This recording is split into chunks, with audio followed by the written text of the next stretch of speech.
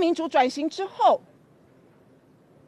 最大的受益者就是今天的执政党民进党，但是对台湾的民主最大的破坏者也是今天的执政党民进党。希望我们的总裁蒋中正先生，也希望我们的金国先生能够给立委勇气、智慧跟力量。中国国民党的党主席，现任党主席，可以呢，又是去悼念祭拜，背叛中华民国的叛将吴石，那又要去对于中华民国的前元首，也是中国国民党的党主席去祭拜。我想呢，这样的一个行为，他不错乱，地下的人有之，恐怕都会跳脚。你好，欢迎收看《新闻面对面》，我是谢仲。来，一开始为你介绍今天要请到的特别来宾，左边第一位台北市议员洪建义，五哥好，大家好；资深媒体人姚慧珍，大家好；政治学教授范志平老师，大家好；右边为你邀请到国民党的桃园市议员林涛，吴哥好，大家好；桃园市议员备少将于北辰将军，大家好；资深媒体人康永俊。大家好。好，那对国人所有人来讲的话，那因为高市早苗的一句话，那看起来中日两国之间呢，所有的氛围荡到了极点，而且还在往下持续往下探底。那这中间过程当中，包括有军演的，然后包括有抵制的，大家会互相找台阶下吗？当日本也讲说不会撤高市早苗这段话的时候，那未来又会怎么样？那对日本来讲的话，什么叫准军事同盟？那这次那高市早苗所讲的话里面，日本的防卫机制又代表一些什么？好。这个是大家关系这个地缘政治非常重要的一环。对国内来讲的话，当你看到国民党跟民众党之间蓝白合风风火往下走的时候，各自的问题会出现在什么样一些地方？当然，对于洪昌主席他要面对的狗仔门的事情，柯文哲主席真的已经尝试付出了吗？而这个付出看起来借着影片、借着出书、借着很多这样一些方式，那包括很多一些党公职身份的人去请益的这一段，未来又会是怎么样？当然，对国民党来讲，要面临到的问题就是，当民进党已经有人喊出票投谁谁谁，就支持郑丽文，胜获1国2区，然后胜获像他们的中常委何英如的一些发言，都会被摆在这里头的时候，那2026这场选战又会怎么样？因为如果2026这个坎过不去，2028对国民党来讲的话，真的还能够如愿要拿下政权吗？好，那所有这些，不过最近大家讨论最多了，当然是从国民党的中常委何英如，你还记得吗？那时候媒体上不是讲，因为他讲了一番话，然后接下来有停权，后来他讲没有停权，是停职。中常委有停职吗？那现在看起来好像又有一些其他转换，国民党到底要怎么样去处理这一块？会不会牵动到了就是未来？那包括国民党在两岸之间的论述啦，所有这些，我一开始让你先看一下为什么何英如这一段发言会引起这么多的一些的争扰。来，早日让台湾回到祖国的怀抱。大家好，我是中国国民党中常委何英如。那我穿着一件衣服为人民服务，这是毛主席教导我们要为人民服务，所以我把为人民服务这个宗旨带回台湾，我经常要把它穿上，为台湾人民服务，也多宣导我们祖国的诚意善意，所以我肩负的重任就是希望早日让台湾回到祖国的怀抱，早日统一。这就是我的宗旨，我的责任，也是全社会人民的责任。所以说，我们要义不容辞地扛下这一份责任。我根本就不虚，有什么好怕的？因为我有靠山，我有后盾，谁？我的祖国。我们伟大的领袖毛泽东把国民党赶到台湾来了。我是中华人民共和国的女儿。根据这其实他所有一些的发言，民进党不见得会很生气。我讲这一你有很生气吗？没有，我在静听。你看他也是笑着看。对啊，我也觉得你笑对不对？因为对于他们来说，好像眼中看到了2026的希望，那个建议眼中散发出来的那种光芒。可是对国民党的人来讲，为什么这次有那个处分，但那个处分后来又有一些转圜？为什么国民党的人难道不生气吗？我先讲啊，因为这个何英路之前是因为国民党宣布说他们中央考纪会被他处以停止党职的处分啊。那在后来引发何英路的不满嘛，因为何英路去冲这个国民党党中央，但是党中央就跟他讲说啊，你现在没这个身份啊，什么不让他进去，所以何英路自己在外面开记者会啊。那我跟你讲，就是说这个影片其实刚刚看到是不同的影片，对，所以他其实拍的非常多，但重点是他旁边一定要强调跟去深化一件事情。我是中国国民党的中常委，我叫做何英禄。所以如果按照郑丽文的说法啊，他只是一个我不想说他负有任务啦，因为当然看起来他确实一直讲啊，讲说其实我的使命、我的责任就是这样啊。那其实没有这么万恶啦啊，他只是潜伏在国民党内啊，或者在国民党内讲。但问题是，国民党在一开始的时候，其实对这件事情是反应是冷处理的。你记得我那一天在节目里面，我就先讲，他身份开什么玩笑？他还是黄复兴的人呢。对。然后黄复兴的那个纪凌年现在还是国民党的副主席。隔天国民党说啊，不行，要开闸他。但问题来了，你给他处以停职的处分，通常停职哦，对，停职这种事情就是说，比如说我是这个将军的员工，我派的，结果这个我因为做了什么事情啊，将军说，那你先停职好，先不要在这边，对不对？这有道理，但中常委这个身份并不是党主席赋予给你，或谁指派说来，今天就你中常委，今天你干嘛？那不是嘛？中常委不能严格上来讲不能算党工吧？因为他是透过他们这些选举选出来的，你选上了，你就算再怎么不喜欢他，你还是要颁给他那个证书啊。当年那个马英九不在到人家那个党主席跟总统要分开，对不对？那个罗淑蕾啊，结果后来人家也是中常委啊，那马英九再怎么也没有说不喜欢他，还是要给他那个证书嘛。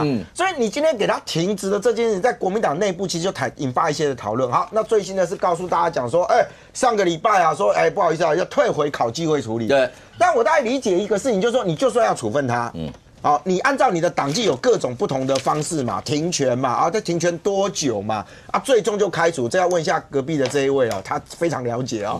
不是，但你好歹有个程序，叫做你要先找当事人来说明。何英禄明白的讲，就是你根本也没找我啊，所以我要来跟你说明，反而不要。好，那现在完了，退回考纪会了哦。但我觉得外界有很多种不同的说法，但我认为国民党把他退回考纪会是不得不，而且是被逼的。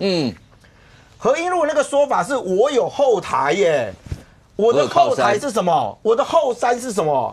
我的后山是那个广大的中国人民啊，还有毛主席给他的教诲啊。那现在来了，我刚刚讲为什么国民党这一次被逼的要退回，我不认为就是说这是一个转圜，这是一个契机，因为很简单嘛。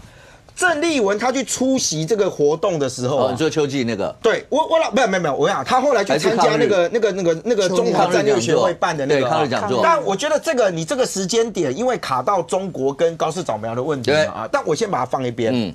郑丽文说什么？郑丽文说国共必须要和解啊。而且又在被问到见习近平这件事情的时候，郑丽文说我当然愿意见。那这代表什么？我最近在节目里面讲过啊。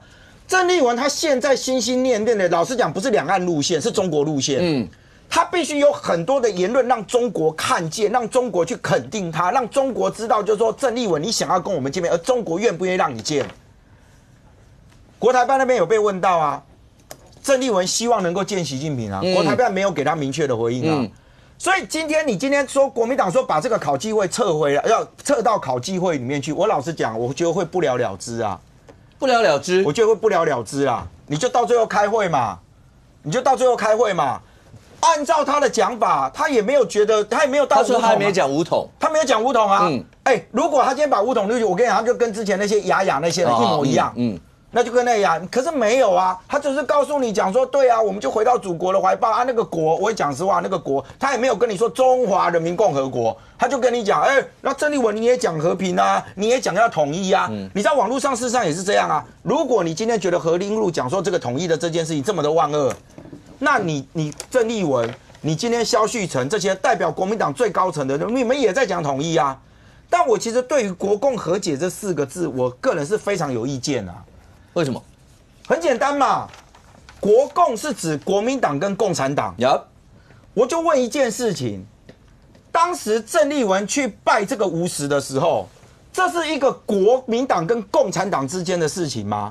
不是当时的国民党其实代表的是中华民国政府你怎么会把这整件事情从一个国家的概念窄化成为你国民党跟共产党之间的问题？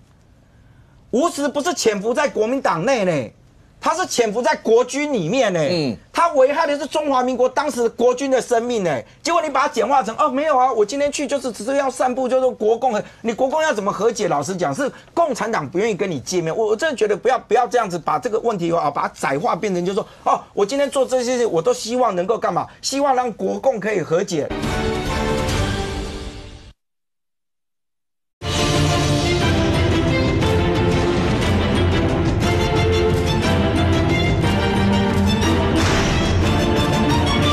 我今天做这些事，我都希望能够干嘛？希望让国共可以和解，然后大家可以多见面、多合作、多交流，然后避免台湾发生战争。我觉得在这件事情上面，无实的层次不是国民党被潜伏，而是今天他在一个国家体制里面，他握有军权，他握有这些东西然后你今天把这个事情觉得都不重要了。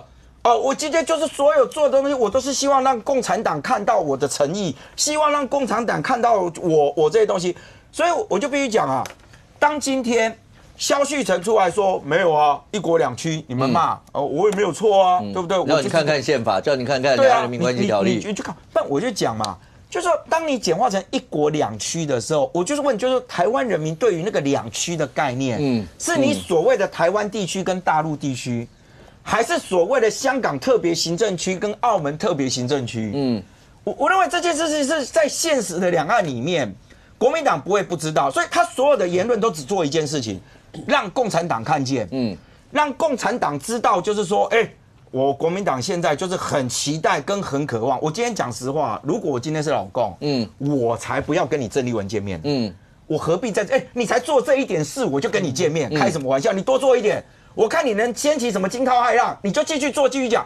我比较怕的是国民党为了想要达成郑丽文内心的这个宏愿，而不断的把自己的这个路线急速的往中国这边靠拢。过去只有看到这个泛蓝阵营跟泛绿阵营里面，像泛绿好了就民进党本身，国民党现在一直在打说你们讲台独，我跟你讲，民进党本体早就不讲了，都是那种旁边小的什么独派啦、台湾国啦，什么什么那些，我们要贬义它。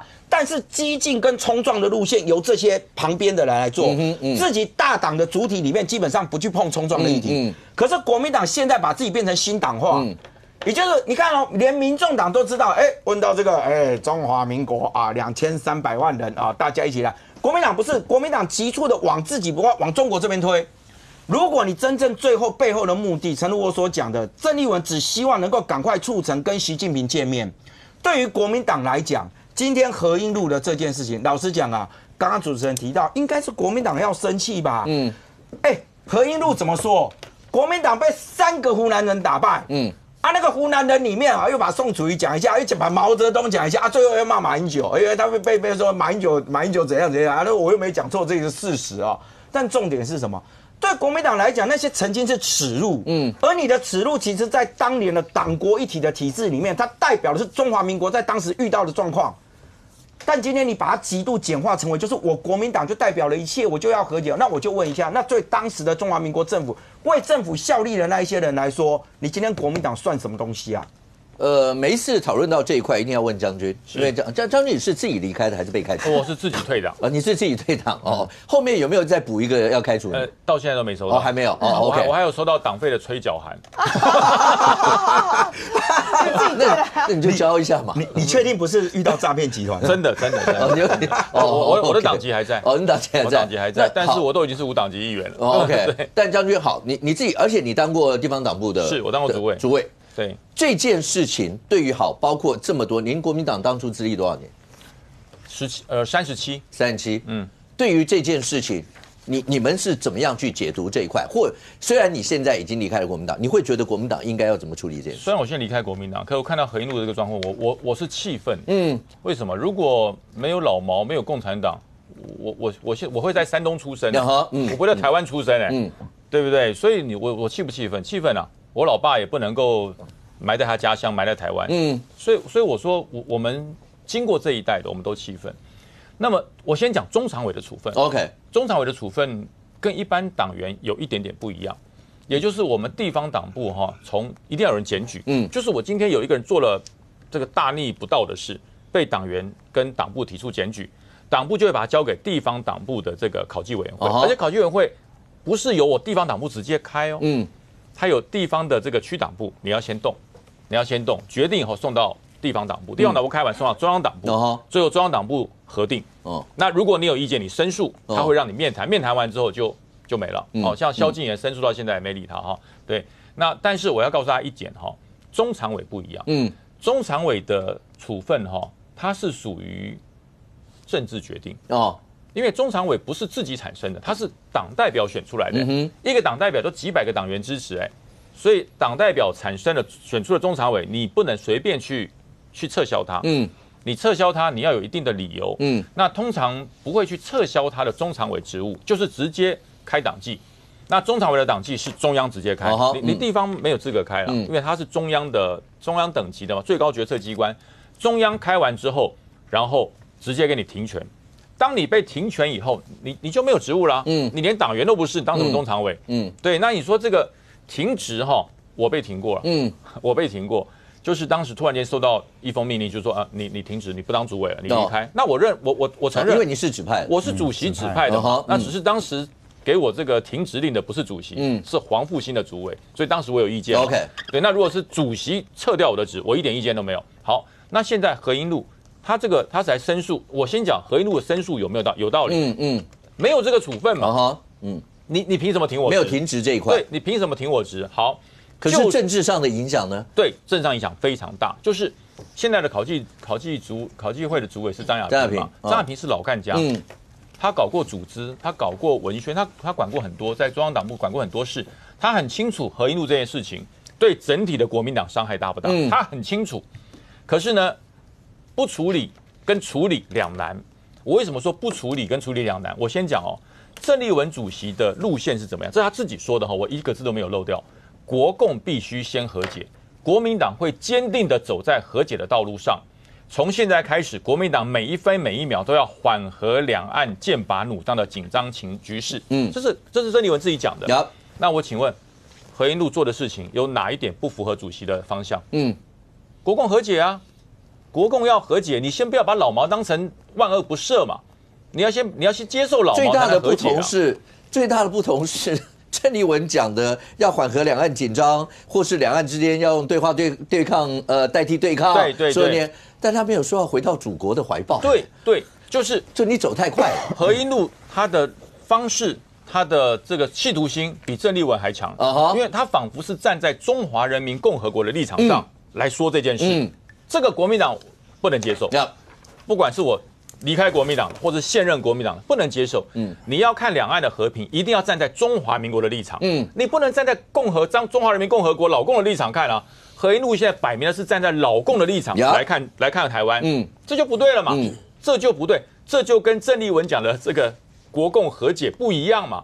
和解是你让一步，我让一步，我说一些事情你接受，你说一些事情我来承担，那大家和解。何英禄不是啊，何英禄是全盘礼让，不是就投降了，就是我直接回归祖国啊，回归毛主席的怀抱，这是站在共产党的立场来看台湾，所以我说这一点，为什么我说张亚平他必须要处理，他一定要处理，可是又不能下手太重，那你又不能不做，那如果说你下手太重，那郑丽文以后推展这个两岸国共和解会有困难吗？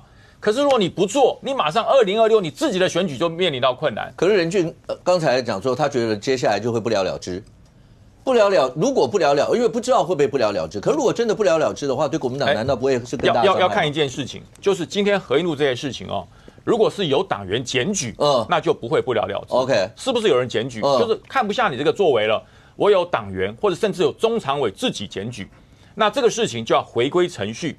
那因为张亚平当时可能急，或者是想要快，先给你停职，因为党纪处分里没有停职这种东西嘛，停权嘛，1到5年嘛，要不然就是撤职嘛，要不然就是这个开除党籍嘛，就这3个最严重，那其他什么口头警告那个都没什么，那你就没有一个停职这一项，所以他刻意就说我停你职，他就不是处分，这不叫处分，叫做另有他用，你懂吗？另有他用，你的才能很棒，另有他用，可是何英禄不接受啊。不接受这个事情是，如果有人告，我是假设，如果是有人告，那这个事情势必要回到党纪的这个委员会，重新开会，请何英禄来做辩解，辩解完之后由考纪主委核定之后发布，这个发布不用主委哦，要可以直接发布。不过将军刚才讲，那对国民党内部你说要怎么样处理？我相信啊，对一般民众来讲，国民党里面要怎么样处理，其实大家也不是这么样的在乎，你一定要怎么处理。大家会看的是那个政治的效应到底会变怎么样。林涛，因为我问过很多国民党坐在这个位置上的，包括市议员啊，很多国民党这些朋友，年轻一辈的对于这些合英路的词是很有意见的。可是刚才来宾他分几个面向，任君刚讲的字里行间里面隐隐然是说，郑丽文做的所有事情是为了创造有没有政协会之间那是个人的历史定位的一块，但这个历史定位跟国民党未来能不能在2026大胜或是2028大胜拿到执政权，这不见得是一个等号。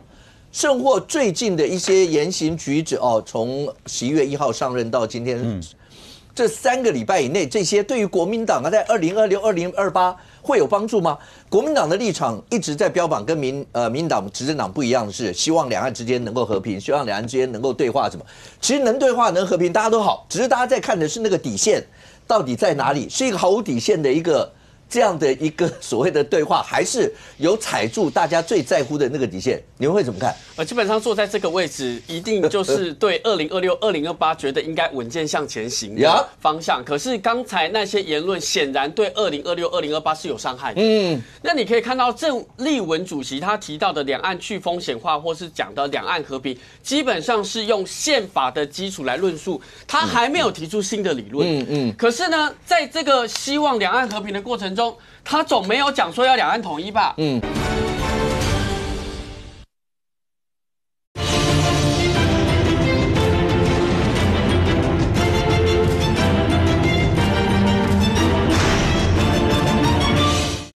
基本上是用宪法的基础来论述，他还没有提出新的理论。可是呢，在这个希望两岸和平的过程中，他总没有讲说要两岸统一吧？他总没有讲说是要按照毛泽东的意思吧？那所以有一些常委他讲多了，那讲多了，我觉得就是说，你当然现在用停职的部分。停职也是一个名词啦，你哪有哪一条是什么停职？中常委哪有办法是停职的啦？所以看起来目前还没有停权，可是我觉得如果这一位中常委未来不要再讲这些话，也许可以止血。可是我必须讲3个隐忧啦。你就算提到两岸去风险化或两岸和平，可是你的用字差异就很大。你如果提到一直强调国共国共国共，人家就会觉得说你现在要跟共产党干嘛？你可以提两岸的民间的文化、学术、经贸的交流，可是你提到国共那个政治味就提到最满嘛。你觉得台湾民众会接受吗？那个味道这么重。那如果你觉得国共可行，为什么过去几年这4到8年中间没人敢大拉拉的一直提这2个字，对不对？为什么呢？因为就是因为大家觉得政治上面太敏感，因为希望两岸是用和缓的，比如说经贸、文化、学术的交流，那很多的层次对话也都是对两岸去风险化、和平有加分的。我觉得大家乐见的。可你一天到晚讲国共，第一个用字的差异很大，第二个党务主管平常日常的行程也会让人家感受嘛。你说两岸和平，我们不走这种两岸统一，也不走这种相关比较敏感的路线。可是如果你的党务主管通通都在走两岸高度比例的形成，会让人家觉得，那你的说法实际落实是这样吗？第2个疑虑啦。第3国民党是中山先生的思想，国民党是经国先生的主张，他不是毛泽东啊。然后反共的精神、反台独的精神，它是一个确立在党章党纲里面的。反台独是一定的，反共产主义也是一定的。这几件事情在党章党纲写得很清楚，所以我觉得大家在论述国民党路线的时候，谈两岸和平是完全没问题。去两岸去风险化没问题，可是你要知道，中山先生跟经国先生的主张，你还是要把它凸显。再来，我要讲过去党的路线一直重复的在跟大家讲，我们希望亲美友日和陆，跟美国接近民主自由，跟日本要友谊，跟中国大陆要去风险，两岸要互动，这其实大家都可以接受。所以国民党的认同度在上个月是达到了全台湾的3个政党的第1名，包括正传媒的民调也是如此。可是我现在对于一个方向是觉得非常疑虑的，就你一天到晚去骂日本干嘛？有一些先进一天到晚骂日本，我是不能接受。为什么？因为今天高市早苗接受众议院，但高市早苗所有的行为我们不会全部买单。可是他针对众议院回答说，如果台湾跟菲律宾海域被封锁，可能接触到存亡危机的时刻，而有可能启动集体的自卫权。这一件事情的精神，他刚才是逻辑的推演，可是这精神是什么？对台湾安全是关心的。中国大陆一定跳脚嘛，因为你对他的这种他认知他的主权，你感觉到有一些步步紧逼的感受。对于第一岛链的安全，你日本的自卫队如果可以启动的话，对中国大陆会很大的威胁。可是中国大陆跳脚，日本高市针对。他们日本国内也有压力啊，有些人叫他说，你不要讲那么多。安倍晋三前首相，他对于台湾有事、日本有事，可是他没有把这个美中台这么敏感的字眼讲出来，希望他退一点。可中华民国有什么好退的？中华民国台湾就是支持所有有台的论述嘛。这件事情有什么在现在的党内外？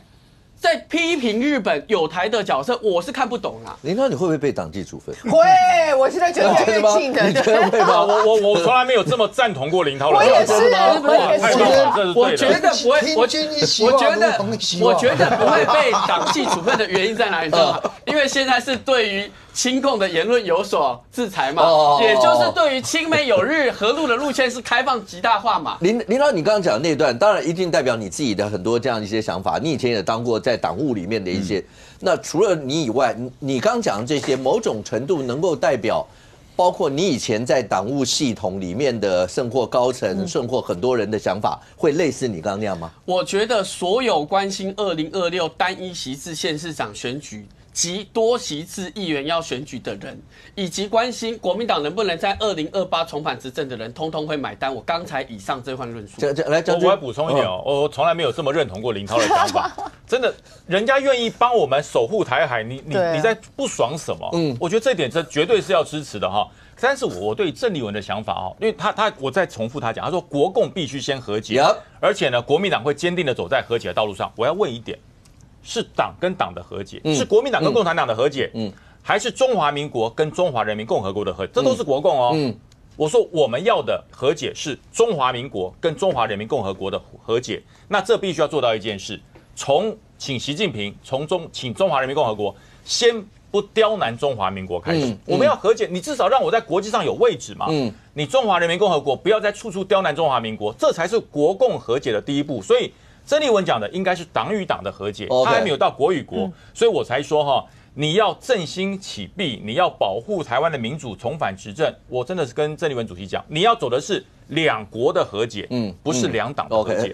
对，武哥，我要补充一句话因为如果看整个论述，你就知道第一句我何先续名。是写说郑丽文主席的两岸和平路线是按照宪法基础的论述，他没有提出新的论述，也就是这完全不会触及党纪啊，是其他人在曲解郑丽文主席的说法呀。OK， 你一直今天开心的笑着，我今天在听三民主义。对。可是刚才讲的那段，包括我讲何英若的一些发言，或啦，郑丽文主席的一些发言，那个林涛刚刚一开始有讲，他在宪法角度之下走这些，可是里面还是有一些，譬如你说去秋季的那一场，一定会被民进党在未来2026甚或到2028，一定会被拿出来放大解读。这就为什么洪建一直到现在都笑着在听这一段，所有这些。以你们的角度，你们真的觉得说再讲啊，继续再讲啊，你们再讲，我们就坐在这个地方等着。去接收一些中间的选票就好了。其实我个人认为这一场所有前因后果，整个故事看起来，你是看一部戏在演。那个人认为说这个跟2026、2028有没有直接关系？我不尽然认为有关系。我很持平的讲，因为台湾人在选举上面是善良的啦。看到你来拜票，我不会因为你什么党，我投你的机会就高。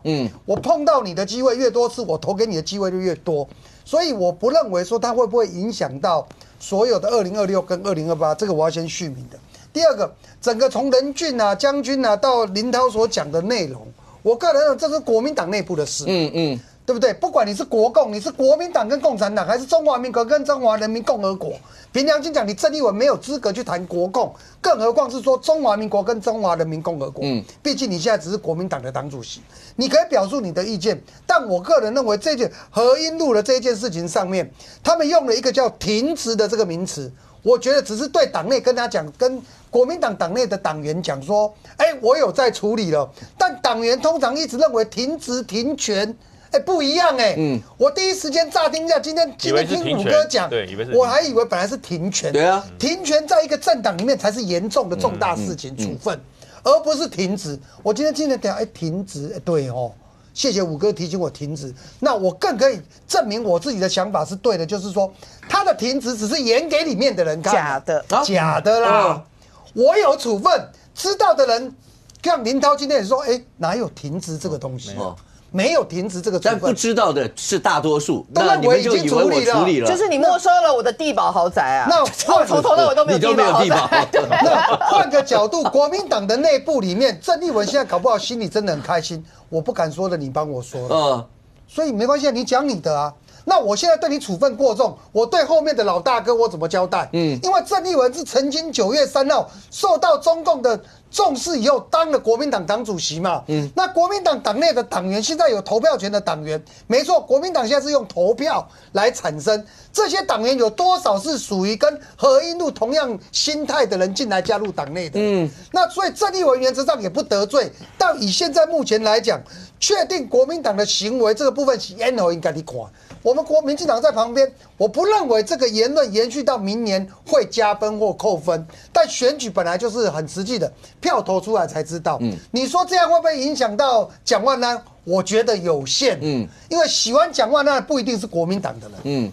所以在这个地方，我只认为整场最开心的是谁？叫郑丽文。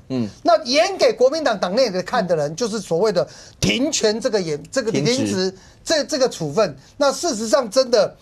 国共和睦，当然你没来恭喜你的代志啦。我在旁边，我只是认为国民党里面还有一些本土派的啊，从小受的教育是我爱中华，不杀猪拔毛、反攻大陆的还是一大堆啊。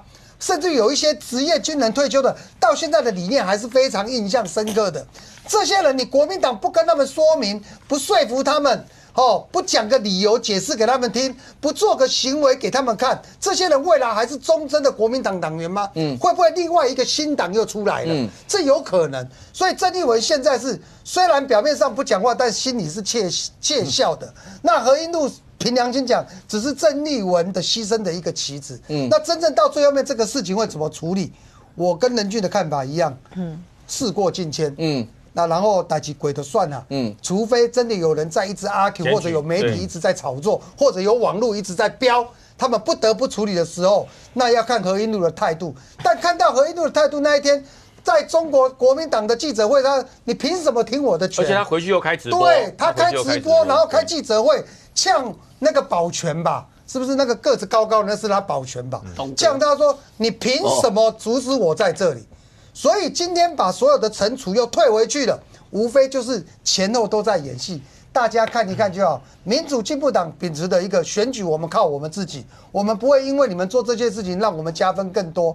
但是这个部分在国民党党内真的引起了不少的风暴，国民党自己要想清楚。那如果这样的话，那为什么邱莹已经在南部喊出？那个票投柯志恩就是支持郑丽文，就是什么？那为什么要这样？这个是对年轻人有加分。为什么？年轻人现在70%、80%都是支持台湾本来就是主权独立的国家。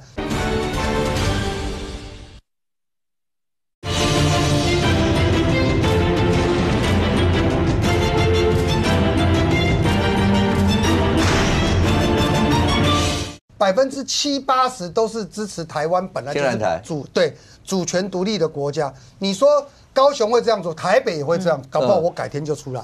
我相信一定会出来，而且会很漂漂亮亮的，对不对？所以这种东西跟选举的部分，或许整个投票的群组的那个年龄层不一样，大家诉求的方向也不一样。怎么样，林涛？所以显然刚才这个洪议员后面补充这一段，代表民进党还是有在操作。你是说前面讲不会有影响，不会有，然后后面说会对年轻人有影响，那就是有在操作嘛。所以第一个，民进党当然会建立兴起拿一些素材来作为2026的谈资。第二件事情哦。刚才洪议员提到，就是说，会不会有国共对谈的资格？因为洪议员自己讲说，国共是自己政党内部的。曾丽文当然他有他的资格，只是这么快大家会认同吗？我觉得是第二个。第三个哦，其实啊，为什么会开始没有讨论这个党纪，让他来说明，马上就做停止的处分？代表郑丽文主席也觉得这个中常委讲话太照进，所以第一时间要先杀，不然他这个。在无实，然后大家还在攻击他的过程中，马上做一个滑坡，那是止不住的。所以我觉得停职的处分，第一时间确实有止血的效果。OK， 我觉得何英路的这个处分哦，我不认为会轻轻放下，我不认为轻轻放下，还是要表个态，一定会表态。因为为什么？各位知道吗？我跟建议的看法不一样，我认为不会轻轻放下，因为党内对何英路的愤怒，还有检举的力道。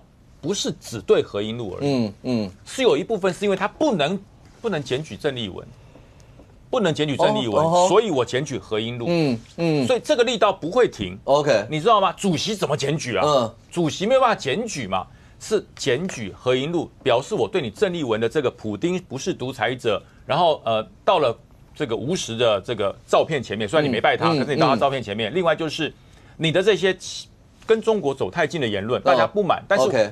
我不能讲党主席嘛，我只好借镜这指桑骂槐，就来修理何英路，所以我觉得不会轻轻放下。来，那个从头到尾没有地堡豪宅的蓝慧珍，对，然后还这么开心，可是慧珍这整件事情负面的外溢效应到底会有多大？大家在乎的，其实平常讲国民党要怎么处分，或者郑丽文讲的那所有一些话，单纯讲那些，可是。一连串下来，大家在乎的，我觉得各党一定都会在评估，包括连民众党，要不然黄鸿昌主席那时候不会在无实的事情直接说共谍，他就是共谍，这是客观事实。对，他也评估，他也知道这句话到底会造成或去那个秋季活动会有多大的影响吗？你觉得他整个外溢效应会造成什么样的结果？我觉得整个的外溢效应要看国民党自己内部怎么去处理何英路这件事情。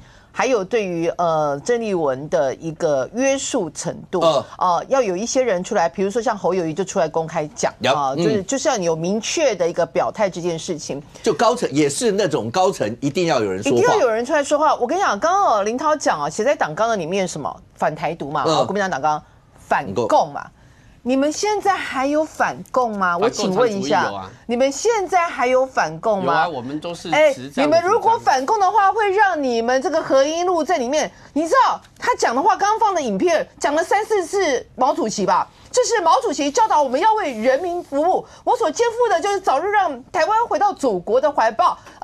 我有靠山，我有后盾，我有祖国，我怕你什么？然后呢，这个一直在讲毛主席穿着毛主席的这个衣服，口壁称毛主席，眼里没有蒋委员长啊！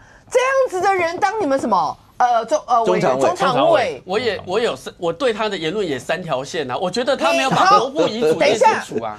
光是我们的将军啊，我们将军没有讲过台独万岁耶，我们将军从头到尾都是中华民国派耶，我们将军只是讲一个中华民国派，就已经差点被国民党开除哎，还好他是自己先走的，对，所以你们跟共产党。跟民进党之间的距离，你们反共跟所谓的中华民国的距离，还有台独的距离，亲疏远近。天哪，我都觉得我看你们郑丽文驾上的这个车，拿到了这个方向盘，连鬼一带下，有没有塞到那个中南海去了？然后车上的人还说：“哎呦，好像有点偏离耶！哎呦，这样子好吗？哎，他这个方向是不是有点远离了方向啊？”然后没有人跳出来说：“你这开去哪里呀？你要给我开去跳海啊！”没有人敢讲话。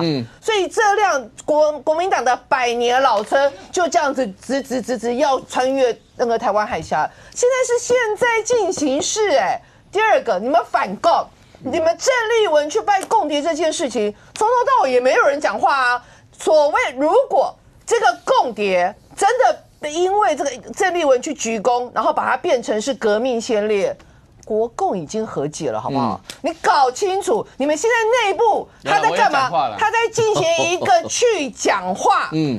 国共中间最大的一个阻碍者是谁？或者是说中华民国跟中华人民共和国最大的一个阻碍者是谁？其实是蒋介石。今天你只要把蒋介石从国民党这里的历史抹掉的话，哎呦，他现在不是就完全在进行这样的状况吗？我是中国人，我拜无实。然后我进 AIT 的时候，我说任何现状的改变要经过两岸人民的同意。我们中华民国是主权独立的国家，我们中华民国要向左转向右转，要干嘛？为什么要你中华人民共和国的同意？当你讲出这句话的时候，你已经把中华人民共和国跟中华民国变成是同一个国家了。请问有任何世界上一个主权独立的国家说，这个我们这个国家要现状改变的时候，我们要经过另外一个国家同意，有这样子吗？当然没有啊。所以为什么 AIT 在见你郑丽文4天之后，直接告诉你，任何改变现状的东西，经过威胁、经过胁迫都是不可以的。他没有去把什么两岸人民同意做，因为 AIT 尊重我们台湾是一个主权独立的国家。然后再来，我跟你讲，它是几部曲。现在不是那个人家那个高市早苗很有 guts， 台湾有事就是日本有事，人家美国也很有 guts， 直接说这个驻日的美国大使直接说日本有事就是我们那个美国有事。那我们现在内部竟然还有一些人在干嘛？那个郑丽文去干嘛？去抗日，讲抗日，是不是？还讲国共要和解。第二个，这是现任主席做这件事，前任主席洪秀柱在干嘛？洪秀柱，我刚刚看我们资料整理，这个我们的要给我们的制作团队讲这个掌声，资料印得非常好。你看，宋涛成都会见洪秀柱，然后呢，这个洪秀柱大赞四川抗战贡献。直接讲什么？四川在抗战的时候扮演的重要角色，所以现任主席在台湾，然后去讲抗日，讲国共要和解，然后前任的党主席在四川去讲这个当时抗日怎么样，都在两岸干嘛？反日、抗日，就在应和中国共产党。还有最重要的一件事情是，我刚刚看了之后我才知道，也是在这一场会晤上，宋涛致辞，他讲什么？中共20届4中全会明确在“15+5”规划中，将推动两岸关系和平发展，推进祖国统一列为重要布局。白话文是10年之内，我要把你台湾收复回来。这是他们明定15+5计划。所以为什么我们会想说奇怪，郑丽文才上任才21天还22天，怎么国民党的100年老车，我们快要穿越失速列车快要那个载着整台的失智的人跨越台湾海峡，对，要直奔中南海了。我觉得我看的是非常恐怖啊。但是刚小武哥问到一个很重要的问题，那它的负面效应呢？好，就回到我把它奉为是那个所谓的两性专家权威钟小平哥之前讲了一句话：一个嚣张的女人后面有一个伟大的男人，我们或者是说有权势的男人，谁？何英路啊，何英路就直接告诉你，我后面有靠山，我祖国，我怕你嘞。好，一个何英路，对不对？另外一个是谁？另外一个就郑丽文啊。郑丽文虽然你们现在这些，我现在只有看到林涛最有 guts， 直接跟郑丽文说，现在这个时间，我们应该只是想要静静的看着国父的遗像，就是在追悼那个就是那个国父的诞辰的时候，然后郑丽文在那边跳舞啊，他们就有一些活动这样子，这代表着就是到底有多少人敢看着郑丽文，然后敢看着郑丽文背后的那一股红色势力，然后还跳出来讲说，没有郑丽文，我们没有要走那个方向哦。我讲句实在话，你在中国如果有投资的一些台商，到最后还记不记得2012年，他们哪一些台商被逼着跳出来讲92共识，支持92共识？我觉得同样的历史搞不好会再重演，所以你问我负面效应，其实我等着看国民党自己内部还有没有所谓的本土派敢去围剿郑丽文这样的轻功言论？林涛，国民党刚才在惠珍口中是一个失速列车，要跨过台湾海峡直奔中南海，会吗？不会啦，国民党上面都会这样吗？不会，我们一定不会让这台车直奔中南海的，因为亲美友日和陆绝对是基础。那刚才这个惠珍姐提到，就是说要这个去讲，不可能啊。国军奋战，保卫中华民国。你这个现在是讲给郑丽文听，守住台湾。后面才有这么多的经济建设走到今天。你要去跟何英路讲，不是跟我们讲。其实我中间我觉得还有一个，就是说，其实他的抗日战争，如果回到当时候的抗日的这些国军的奋勇作战，那个史观是没问题的。可是他不能跟后面的这个国共混在一起搭。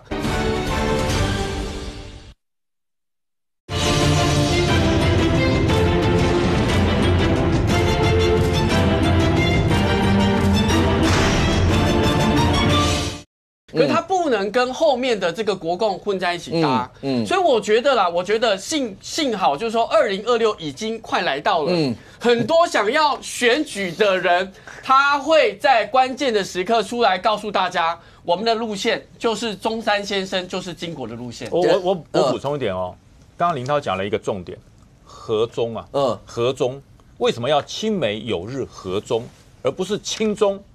亲中跟和中不一样，和中是透过我们能做的方式，求得两岸和平跟中国的和平，这叫和中。OK， 和中不含贵，和中不是用贵的，是挺起胸膛，用我们的实力、我们经济跟他谈，大家互不侵犯，叫和中。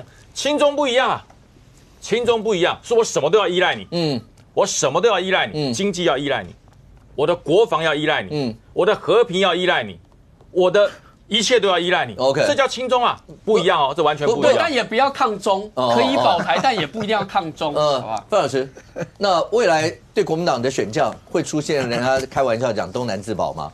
就是如果你要是言论再继续这个样子的话，选举票最重要嘛。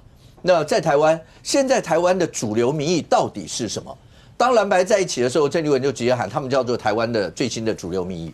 现在台湾主流民意对于两岸之间到底会是什么样一个状态？那真的郑丽文会觉得他是在代表两岸之间台湾最新的主流民意吗？那些选将到底该怎么办？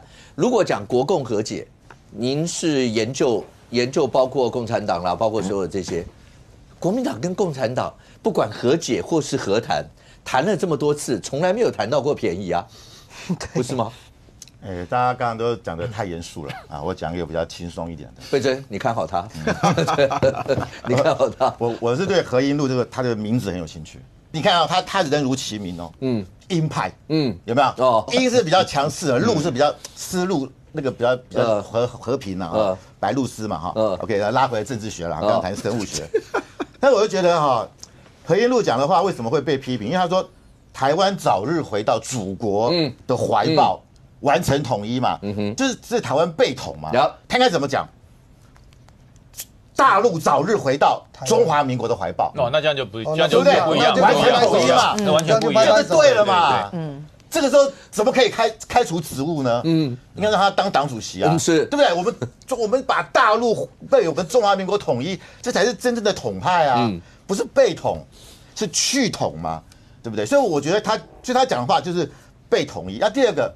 我问你，在这件事情发生前，有人认识何英路吗？没有，当然没有。我认识。你说将军，我昨天在某节目还有人讲说叫何录音呢，还录影呢，录音对不对？不熟嘛？为什么不熟？他以前是走的是隐蔽战，因为他知道他是陆配的身份。他在黄埔兴蛮活跃，对他只有在那一小个区块很活跃。不要讲可能国民党内还很多人不是那么认识他，更最起码昨天张思刚议员在这说。对，在这件事情以前，他也不知道，他也不认识啊，他是谁。后来是周伟航老师讲说，那一届选举中常委是30个名额，只有27个人报名27个，报名都上，所以呢，报名就上了。对，所以他上了。对，可是我要讲的是，他为什么他现在从隐性变显性？谁给他这个底气？郑丽文啊，党主席都说啊，对不对？我是中国人。要统一，那我出来，他就不演了，不在乎了，因为有靠山，他靠山还不只是13亿中国人，他靠山是谁？是郑丽文。那再来我就说，其实我觉得国民党现在有很多陆配啊，怎么现在变这个中常委，像这个何英路，他的目的是什么？他们在期待什么？他们期待的那一天就快到来。就是明年郑丽文去北京参加国共论坛，他会带谁去？就带这些中常委啊，一定会去的嘛，当然一定会去的嘛。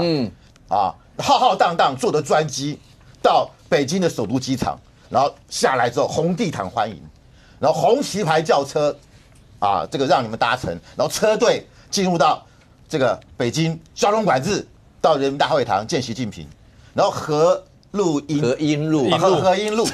那个是我还录影呢，你还可以。何英路，原来那个弄错的就是你，就是你吧？他作为国民党的中常委，他的对口是谁？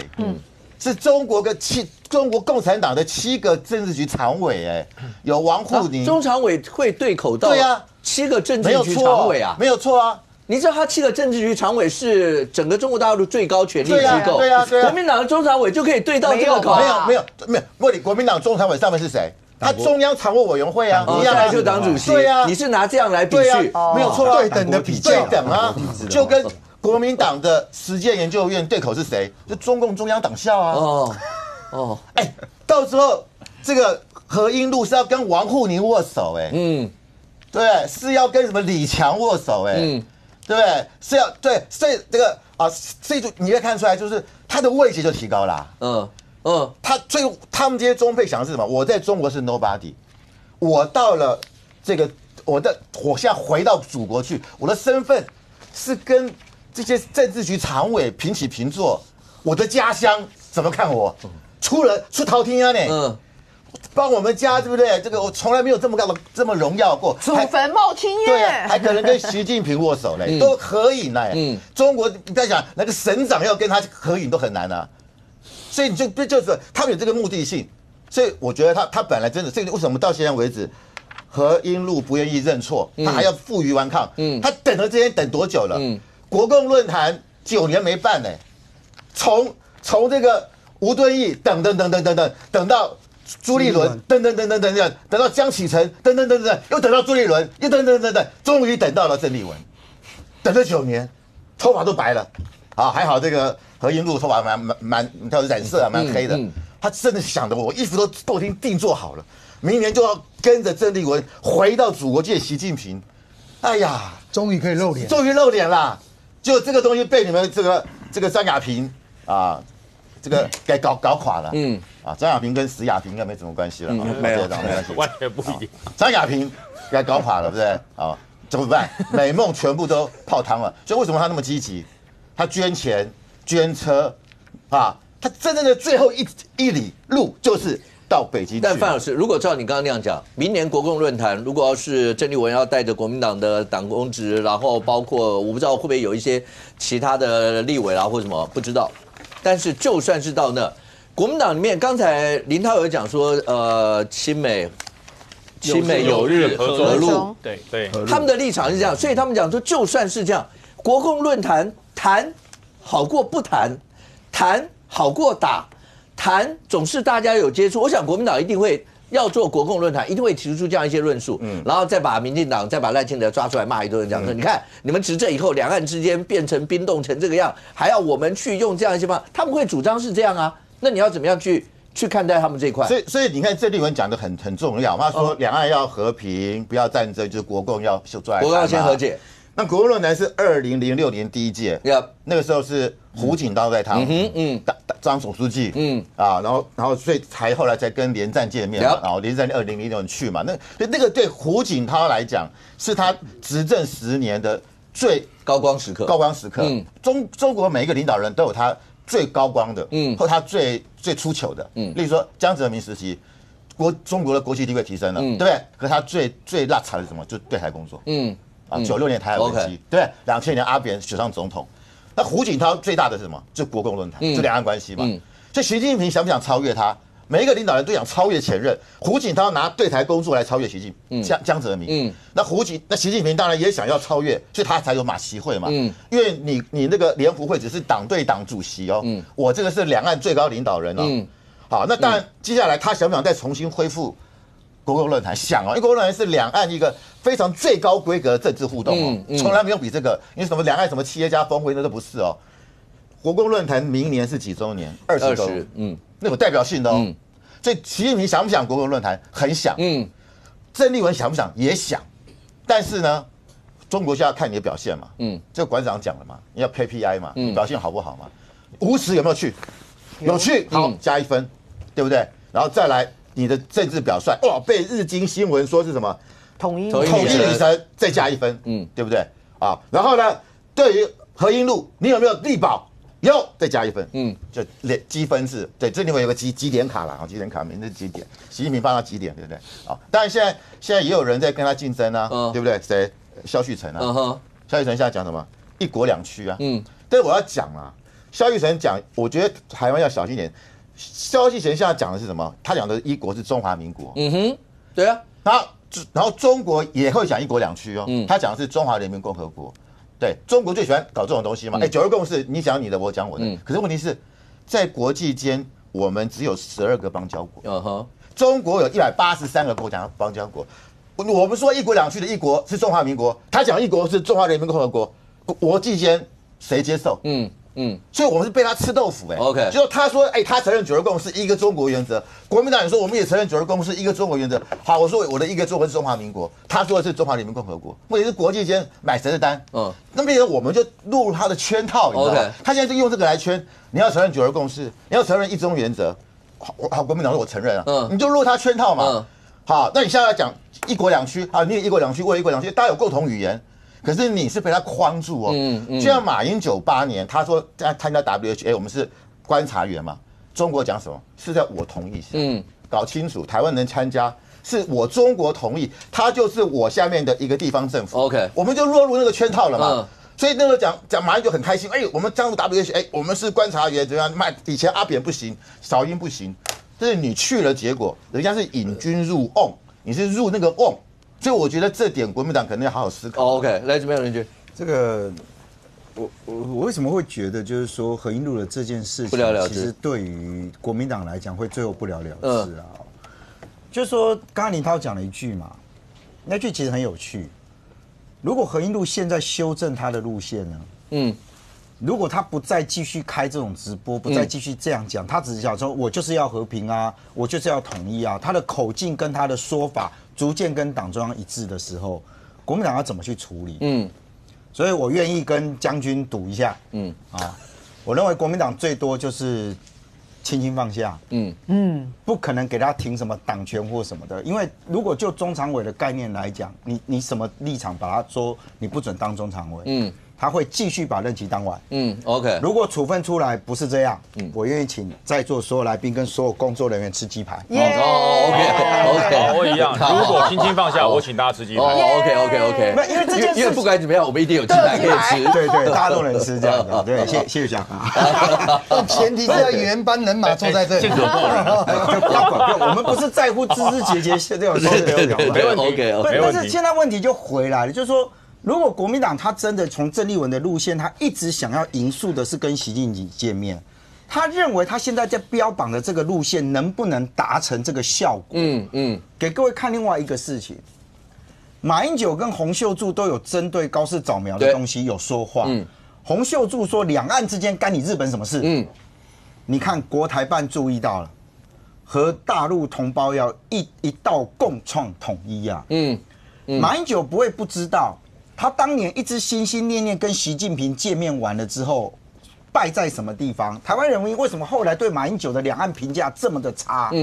就是因为马英九其实没有去表述那一个所谓他们现在一直口中的话，他为什么表述？因为很简单，中国没有那个空间了啦。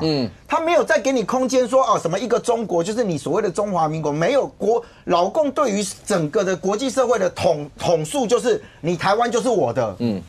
不然不会有高市早苗这件事情。刚刚提到，如果真的有机会国共论坛，我再问一个，何英路要不要跟着国民党一起去？他要不要一起出席？哇，刚范老师把他那个位置讲到如此之崇高啊，好哇，因为对到中央政治务，哇，金多呢。党国里面确实有可能啊，因为老共就是党大于国嘛啊。那但是我刚为什么对于就是对于这个郑丽文去看吴石那件事，我认为因为我们不是党国体制了。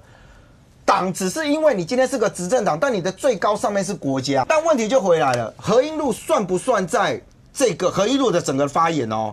国民党的处理方式算不算在郑丽文的评分表上面？老共很喜欢用评分表哦。为什么？大家还记得吗？蔡英文就任完了之后，第一次的那个发言，那叫做什么？听其言未完成的答卷嘛。对，他还在等。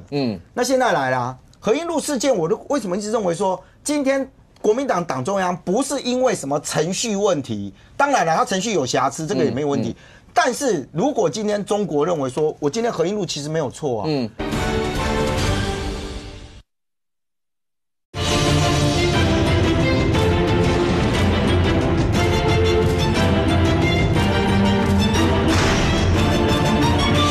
但是如果今天中国认为说，我今天何英路其实没有错啊，他表达的就是我要的时候，你国民党要怎么去严格的去处理它？可是刚刚讲到说，如果整个区域政治，中日之间，其实就是因为高市早苗发表了跟台湾有事啊，什么日本有事，类似这样。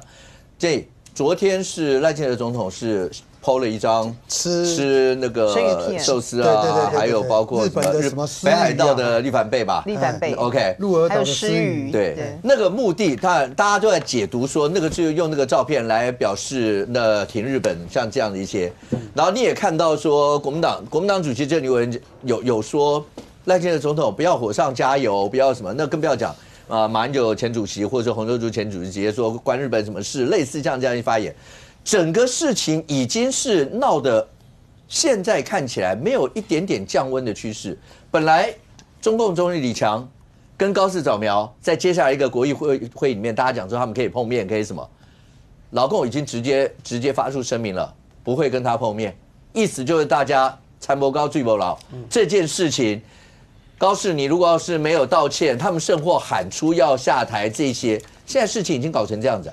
其实这件事情看起来，高市早苗的这些话语，包含昨天媒体有说什么，他的幕僚什么告诉他说什么说过头。我问过我儿子，他日文本来就是他留日的嘛，所以他看的他说没有啦，这只是，但是谁讲的？那个新闻上面根本没有讲谁讲的，所以这空穴来风，无非就是要打击日本跟台湾之间现在是不是站在一个同立场的一个角度，但整个日本有事，台湾有事，我觉得以高市来讲，如果我今天是高市，我的支持度是破纪录的高，我干嘛还要去说推翻跟道歉，或者是说收回我的言论？那中国大陆现在你问我认为他们的态度，不管是什么阶层，刚才讲的国共论坛啊、一国两区啊等等啊，民主进步党从头到尾就是一边一国，这边共那讲回来的话，就是说。中共他们现在的态度是更小灯熊皮啊，失了名字又失了面子，他当然想要用尽办法想要扳回一城。媒体上面有讲说，因为什么，习近平在前一阵子才对日本展现了善意，包括开放一些东西啦，什么，结果后来你一回来，然后就直接这样，所以他们讲说，某种程度，像韩国媒体也解读。这是面子之争，是不？可是面子之争就已经搞成现在感觉上有点剑拔弩张，而且国际局势最怕的是大家中间出现一点什么擦枪走火。你怎么知道本来是这样子，大家就各自表个态，做个样子，做到最后，谁知道会不会就出什么事啊？其实现在就是大家都在表态自己的立场，包含日本也。事实上，台湾有事，日本本来就可能会有事啊。所以现在大家的立场只是在表态啊，唔知要讲中国大陆是在 keep up 的 keep up 啥？你要演习，你在你的内海演习，你今天要做什么事情，都是你们自己在。对你们自己国内大内宣，那你说赖总统昨天晚上做这些动作，你不是说中国大陆说要禁止他的游客到日本去吗？然后日本、韩国人说不要来啊，对，水产也不进口了。那台湾的总统，我们台湾的总统用台湾总统的身份吃的日本进口的东西，无非就是要变相的支持。我个人认为啦，这个东西，实质的意义跟代表的意义，就是说台湾跟日本本来就是一起的。那中国大陆这个时候你被 keep up， 你被引用你去，换个角度就是赖清德讲说，我们我们两个交情好，关你什么事？对不对？我们两个交情好，他要卖东西我就跟他买，他要买东西什么东西滞销，我们尽可能跟他来买这个东西来台湾。其实我觉得这部分感觉起来就是我们跟日本的友好不容许别人国家一起讲，如同那个洪秀柱讲的，我跟日本好。关你们中国大陆什么事？那换个角度嘛，我们不是在挑衅你，我们本来就是一边一国。那你们更小登起失了面子，失了里子，你被他去挑一挑。但如果以中国国民党来讲，现在所谓的国共论坛，你被他共是领导的代志啦。不要又牵扯到民进党啦，民进党什么又拿出来骂又干嘛？没有，国共和解是你国民党跟共产党你们之间的内战，本来从以前到现在历史渊源记录那么多。你从头到尾就是被共产党骗了嘛？你们要和谈是你家的事，但我们台湾的立场就很简单：如果国共内谈，郑丽文有本事，何英路有本事，你叫中共飞机不要飞啊？不是要和谈吗？你和谈是你们的事，是你们国民党党内的事情。那国民党现在里面出现了一个大问题，本土派跟所谓的亲中派，你们恭贺吧呗？你们不要演戏，全国没有意愿看你们内部的演戏。但我只要讲，主权独立这种东西是不容许挑战的。来，我觉得何先续名，因为刚才其实，在前一段，其实我讲得很清楚了，中国大陆、中日之间的局域，这本来就是历史的延续，他们彼此之间，不管针对国防、针对这种产经，这个局域很多啦。那中国大陆跳脚不等于台湾，我们中华民国一定要跳脚。那我们跟台日的关系当然可以表示一个很好的友谊，这是前面我何先续名。可是我也必须要讲了。因为如果今天赖清德总统他是一个国家的元首，他表达对于日本的善意、台湾的安全，表达一定程度的欢迎，我觉得他的格局够。可如果今天是中日在讨论说，今天水产不要进开始吃水产啊，今天那个什么工具机开始可能去看一下工具机。抓着人家的缝插，这不是一个总统的格局我觉得不是总统的格局。我讲得很清楚，我的这个何先续名也讲得很清楚。第二个呢，如果你真的是欢迎日本的主张的话，包括他对于第一岛链整体的台湾跟菲律宾海域遭封锁的整体的逻辑，那你也会参考日本正在检讨的第7次能源计划嘛？他把核能放进来嘛？他把粮食安全放进所有的日本对全球的经贸谈判嘛？台湾通通没有把这些日本该有的战备准备放在中华民国参考日本的战备准备的范围里面。所以我觉得，如果赖总统今天他身为一个元首的格局，他提到这些细节，我觉得民众会给予他一定程度的一个激赏。可是他一天到晚在那边。今天吃丝鱼好，那今天中国大陆又跟日本局域的每一个项目好，假设明天假设稻米开始吃日本的饭，我会觉得这感觉是民意代表，不是总统的格局啊。林涛讲的这个部分，我必须要替我们的总统讲这个。今天有人对我们的好邻居在呛虾，那好邻居因为挺我台湾，导致于被中国呛虾，我当然要出来善意的来支持他一下。你说他不买你的东西没关系，我帮你带出去卖也好，我帮你销一些也好，我帮你转卖一下，其实是善意的回应。他也没有啊，他只是没有这个吃东西就是已经对一个元首来讲是我善意的支持你的。谢谢你支持我们，台湾有事，日本有事，所以我现在提出我的善意来做这样善意的回应是对的。不要说我们见缝插针，一个总统的高度这样的做法，我觉得合乎国际邦交之间友谊之间的一个做法。我想这个林涛可能不了解它的背后的意义啦。因为当初中国抵制台湾的凤梨，安倍晋三是有在直播里面拍影片吃台湾的凤梨来表达支持，所以今天赖清德吃这个不是因为他当天想要吃苏喜啦，是因为大家都知道不是这样，他要表达就是说对日本水产的支持，用同样的方式，同样的方法嘛，对，所以我觉得这是他的背景啊。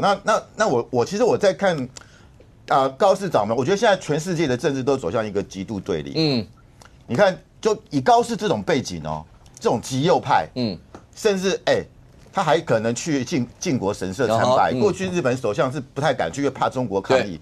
可是他竟然可以获得这么高的支持度，他的支持度是到69.9，这是共同社比上个月增加5.5。然后他年轻人的支持度甚至达到80%。我问你，他这个时候，他当然要走日本民族主义啊，他当然要继续对中国强硬嘛，他才能够把他的民调。我跟你讲，他如果如果他总体民调到80%，他会做什么事情？解散国会啊，重新改选啊。这一次日本的议会选举，自民党没有过半，他是跟维新会主联合内阁，对不对？如果我单独过半了，我跟你讲，我高市我的支持度更高，而且我更有底气跟中国谈判嘛。他现在跟中国赌这个啊，所以我觉得他就变成完全让自民党完全执政哦，他在自民党的地位就更崇高了嘛。中国为什么这次敢对高市这么严厉？第一个，看你是女生，他觉得女生应该是很柔弱的。第二个，你没有单独过半。第三个，你在自民党里面有人反对你。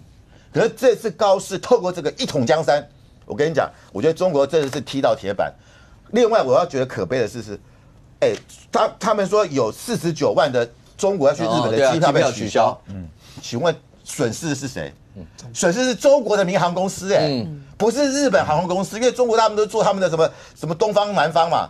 可是有没有人敢出来抗议？我看到有人在街访中国市民说：“你们不能去日本旅游。”他说：“政府说不能去就不能去呗，不能根本能不能吃日本的那个水产品？政府说不能吃就不能吃呗，就这样子。我讲的是。”这样你要问为什么我不能吃？为什么我不能去日本旅游？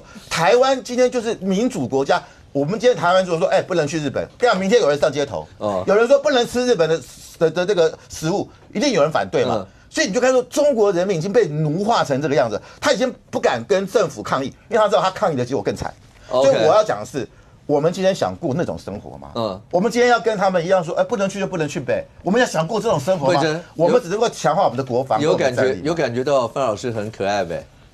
一点都没有，有点没有加倍。觉得我的手越来越整个握拳头的背，拳头越来越硬的背。不要对阿北这样好不好？想打阿北。对。何文珍这整件事情，你要用你啊。那你好对。他一路延烧出来的。大家看得到，接下来呢，就两强之间，大家互不相让。那有人说，大家是不是要各自找一些台阶下？你在上个礼拜有看到日本也有派他们的大概局处官阶，然后也到中国大陆去，所以还延伸出一张照片，对，大家还在去解读这些。它在经济上面，甚或大家在讲说，包括不管大家会关心高科技所有这些，中日如果这样一路杠下去，还会产生什么事吗？事实上，我觉得高市早苗这一招是非常厉害，因为他先把他的立场先踩稳，那你一定会有一些抗议啊或干嘛，但是大家再来看，那你中间要怎么样去磨合？可是他已经把这个立场回到。所谓安倍晋三的路线，那谁给这个高市早苗这样子的一个勇气，可以在这个时机？而且他讲这句话，台湾有事就是日本有事，是在预算委员会，是在国会殿堂里面讲出来的，他不是在一般受访的情况之下讲出来的，所以事实上它的意义非凡。然后再加上那个美国驻日本的大使直接就讲到说，这个日本当然如果发生什么样的状况，我们因为日本美日什么同盟的情况之下，我们一定会什么，所以你就会知道。他这个台湾、日本跟美国这样子的一个民主的所谓的联盟，其实已经展现给你看了。我觉得中国他先要搞清楚一件事情，是你现在真的有这样的底气去做撒泼吗？你之前才在哪边又这样子弄人家，然后欧洲这边不是也弄了一大堆事情，然后所以我会觉得他唯一的一招就是什么，就是以商逼政嘛，永远就是用这一招嘛，以商逼政。那现在日本就告诉你，我不在跟你嘛，为什么没有人在跟你？你取消45万张机票，除了是你自己的国航损失之外，中国人出游都有一个特色，什么特色？喜欢一条龙，就像他当时来台湾一样，所有的一条龙几乎都是他们自己，对，都是车子也是叫你们自己认识的，或者是什么友好关系的，住宿也是有人帮你，全部都是你们自己相关人，外面人其实是赚不到这个钱的。然后在日本情况更是，他所有的旅行社、所有的巴士、所有这些餐厅，全部都是你们自己中国人一把手啊，或者是归日的一个中国人在那边赚的钱，你是让他们没钱赚，你这样真正日本人其实影响是不大。然后呢，像美国也许还会忌惮你，中国用所谓的稀土来做威胁。但人家日本厉害，你知道吗？我觉得有个程度我还蛮佩服日本。2010年那时候他们2个这个中国有渔船跑到了那个钓鱼台这边，然后就有冲撞那个日本的他们的保安船，是不是？结果后来日本的当然就把这个中国的渔船的这个船长带回去日本，然后这件事情当时日本就直接说。那个稀土完全就不准出口。那时候的日本仰赖中国稀土出口是高达90%，所以1年内那个日本买稀土价格涨了10倍。从那一次之后，那一年好像第2个月还第3个月。日本就编列了一个预算，这个预算就是要去探讨我们如何在稀土这个部分要降低对中国的一个仰赖。就后来他们就透过回收，然后透过去其他的材质来替代，还有透过去跟澳洲合作，他去跟澳洲的厂商去买矿区，买矿区之后开采出来之后，他们再运到马来西亚，马来西亚精炼提炼之后，最后再回到日本。所以现在日本人家很有底气的说，我们现在稀土这个部分仰赖中国的只有50%。明年开始，日本要进行一个非常厉害的工程，什么工程呢？后来他们在这个过去这一段时间发现，原来太平洋下面有一个所谓的稀土粘层，所以呢，他们从明年开始，他们要在他们的海域里面往下挖出海底的稀土泥层，而且他们说这个海底的这个稀土泥层的那个纯度是比日本的纯度还要高5到8倍，比中国的纯度还要高5到8倍，而且它的蕴藏量是这个整个陆地的蕴藏量的800倍。所以我的意思是，你要人要自助才会天助，别人才会助。那你现在比如说，不管是那个郑丽文一直要走那种跪求怜悯，拜托，求求你不要打我，就是一个好像你家里住了一个隔壁住了一个家暴或者是有暴力倾向的邻居，然后你一直跟他拜托，一直跟他下跪，一直要跟他说不要打我，我好怕，有用吗？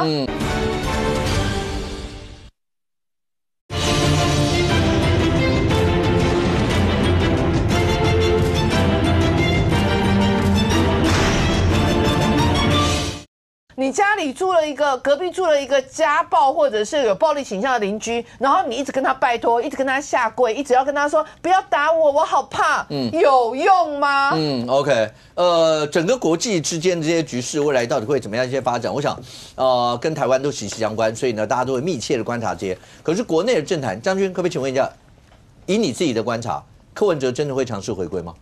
不是已经回去你说回党部办公吗？对，这样子已经算是强中，因为他的案子如果照媒体报道，12月11号是言辞辩论终结，终结完以后，一般大概2个月，然后宣判，可能到明年1月甚或2月，差不多那个时间。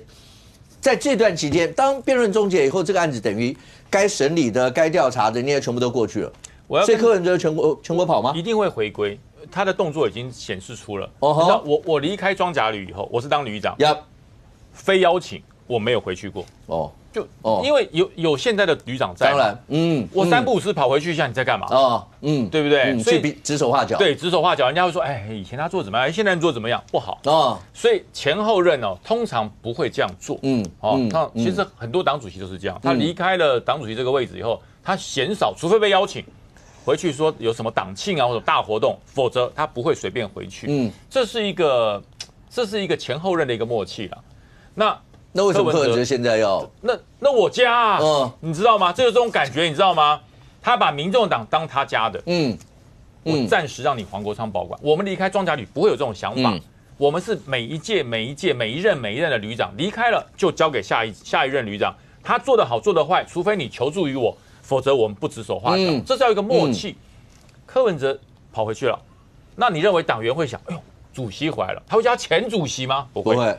就是主席回来了，那主席回来了，请问黄国昌算什么？这个就是要回归了。我想柯文哲就是要回归。我要告诉他，黄国昌现在内外煎熬，内有柯文哲派系的强大，这群人柯文哲不在这1年受了多少委屈对不对？要去滚球要上去什么都要做，你否则新的主席不认同你怎么办？所以吃了不少委屈。现在柯主席回来了。你看，我上礼拜参加了某个媒体人他家人的公祭我在台北这个辛亥路那个殡仪馆，我碰到柯 P，黄国昌也有去哦，黄国昌也有去，可是黄国昌跟柯 P 是走2条路哦。柯 P 回来旁边跟着陈之汉、徐府大堆人马，全部跟着柯 P， 跟柯 P。对，黄国昌另外一条路走，那谁是主席啊？黄国昌是主席他们也去参加一个党员的公祭，一个党员父亲的公祭嘛，一个老将军的公祭。那正常来讲，应该是现任主席后面跟了一堆人。当然，怎么会是前任主席后面跟了一堆人？所以这个党是谁的？柯文哲心里比谁都清楚。我想民众党的这些人心里比谁都清楚。这个党是柯文哲的。好，那我为什么说内外兼啊？内有柯文哲这个派系的复活，外呢？外多了，有法律的问题啊，有凯斯的问题，现在连馆长都出包了，他现在内外煎熬啊。所以你看黄国昌在他们那边党团受访的时候，第一件事上来是嫌什么？嫌麦克风怎么这么软？怎么这么软啊？是不是坏掉了？我们接受访问，很少会在镜头前面说，这怎么这么软？拿一支笔写字，这笔怎么这么烂，害我写得这么丑？不会吧？就是焦虑啊！黄国昌现在内心真的充满了焦虑，为什么？他的光环一直在流失，他的政治影响力也在流失，连他立法院的任期都在流失，所以他才会想办法做到最后一天嘛，对不对？我们当旅长不会说我们做到4月1号不行，我一定要做到3月最后的一天我才要离开，不会。很多时候就是新的来了，我们就赶快办完交接给他。所以说黄国昌现在内心的焦虑是内外煎熬，因为什么对他来讲都不利。怎么样，律师？这个柯文哲是一个很有趣的一个现象啊，特别是我每次在这个地方我都讲，我们从来不看单一新闻，因为要把所有的新闻全部凑起来看，你才会知道它的脉络在哪里啊。当黄国昌跟郑丽文见面的时候，大家有去问，因为记者会有问答嘛，记者当时提问就是说，那你这个蓝白合作的这一块会不会有柯文哲的状态？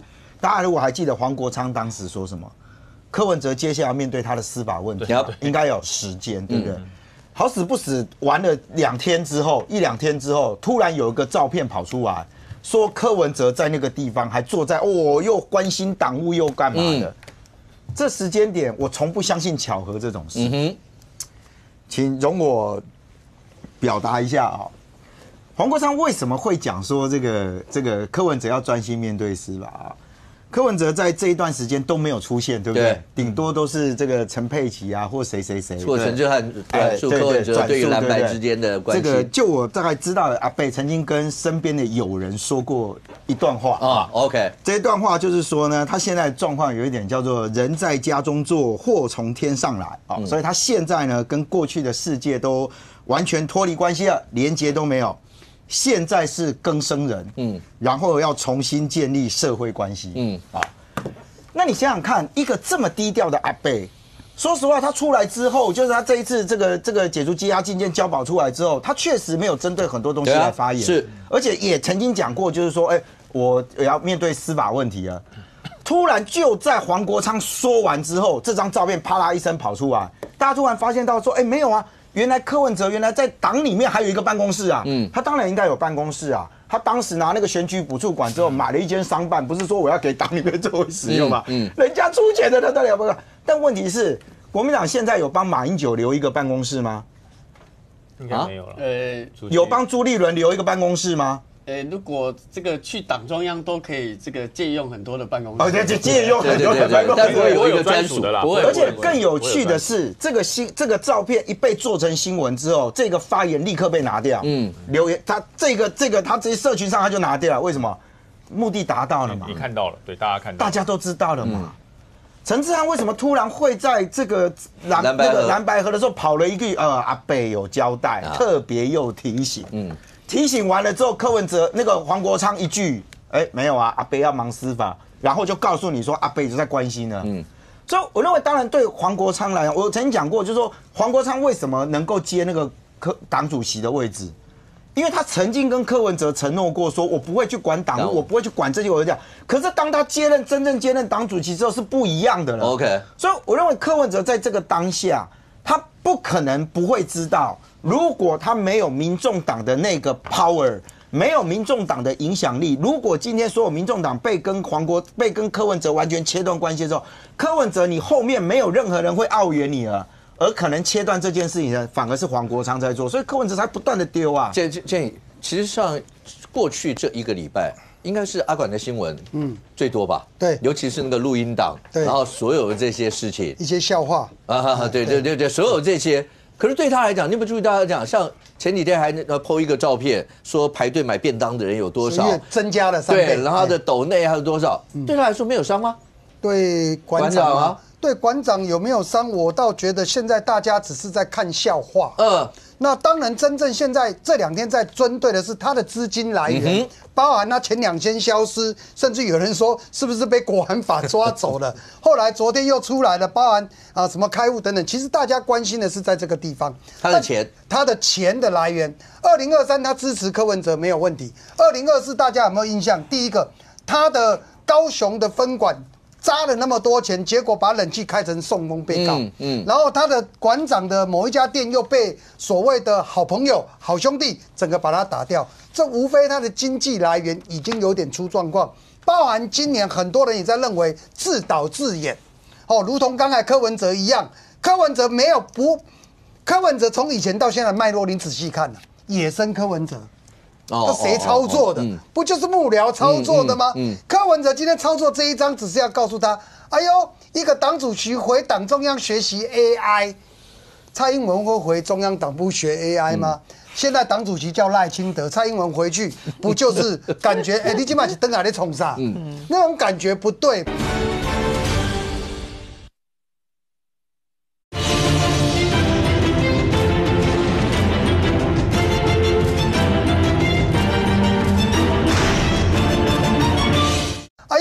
一个党主席回党中央学习 AI， 蔡英文会回中央党部学 AI 吗？现在党主席叫赖清德，蔡英文回去不就是感觉你今晚是登哪里冲啥？那种感觉不对，包含国民党、民进党，包含任何一个政党都一样。所以柯文哲是有心的操作。那馆长这件事情这2天所发酵的，我只能说对柯文哲有没有间接影响，我还是觉得多多少少。不管是柯文哲或者是黄国昌，都馆长的事情发酵起来，都还是会有影响。领导2件事，第一个对你们来讲，在蓝白合看起来，那从上礼拜党主席之间的碰面啦，所有的合作看起来是一路要往下这样走。那未来谈的主轴是黄国昌还是柯文哲？就是这些会不会有什么样一些的影响，或刚讲的那些事会不会影响到蓝白的合作？第二个，财划法这件事情，现在对整体的蓝营看起来在立法院看起来就是行政院跟立法院之间的大战要开始了吗？对，基本上我是从2023年一路看这个蓝白河海景第一排，对，你是海景第一排的，对，每一场的海景第一排，甚至有时候会走下海里再走上来。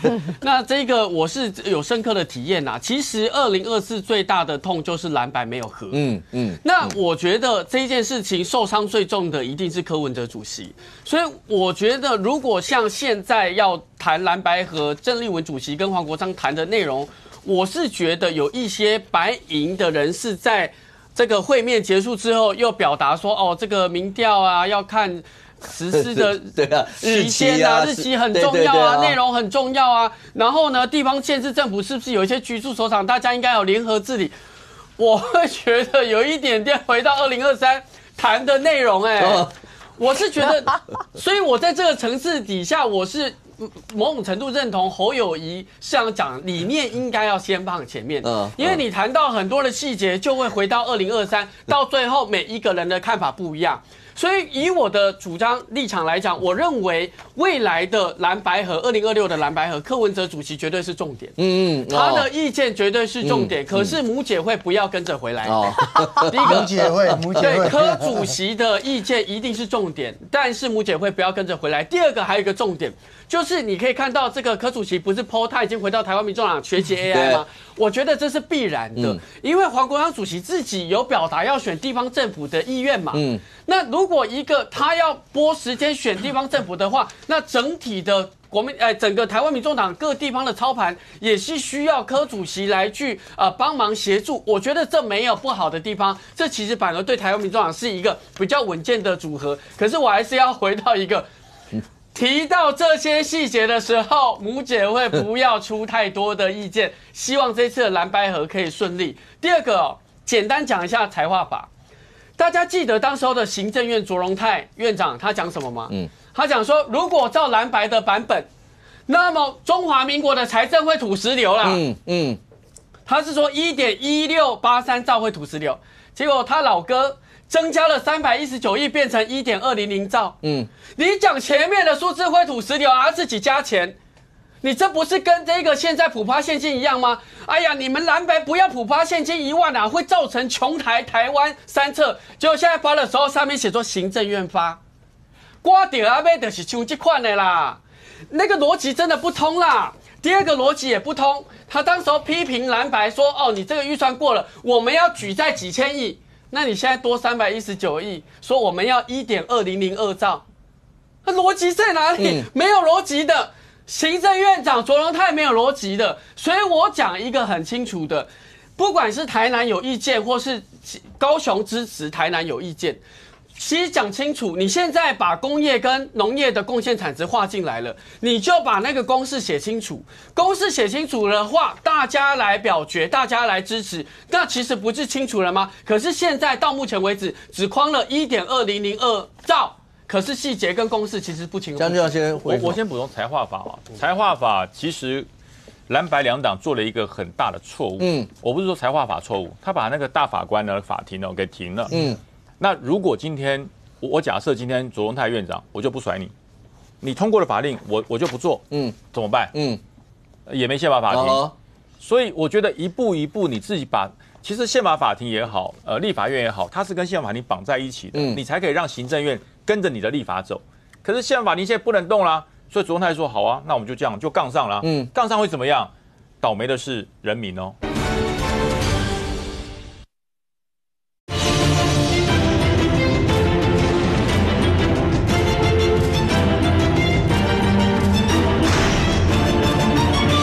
其实宪法法庭也好，立法院也好，它是跟宪法法庭绑在一起的，你才可以让行政院跟着你的立法走。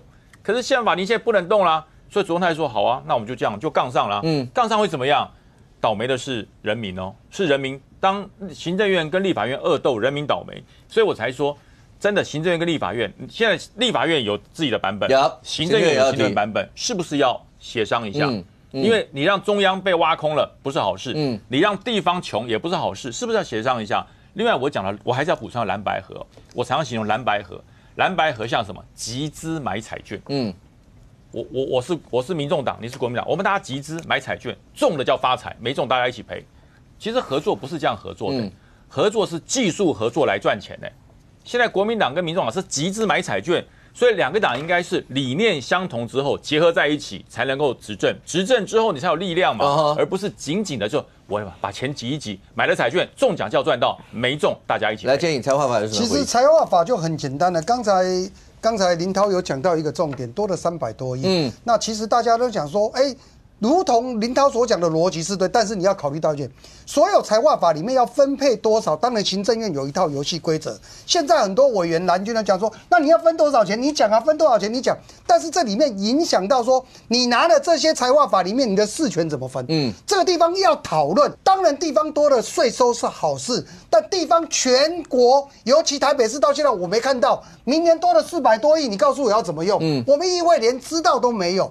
所以事权现在是大家要来讨论的，哪些钱是你地方拿的这些补助，没关系，我中央拿了1兆2000亿出来，但是这个部分你拿了多少，哪些由你做，哪些是由我做？我觉得这个行政院的版本出来，我希望立法院蓝白的立委们，当然你们可能会有所主张跟意见，可不可以坐下来好好讨论？今天提出来1.2兆部分，如果哪些不合理，你拿出来骂，我相信你行政院没有话讲。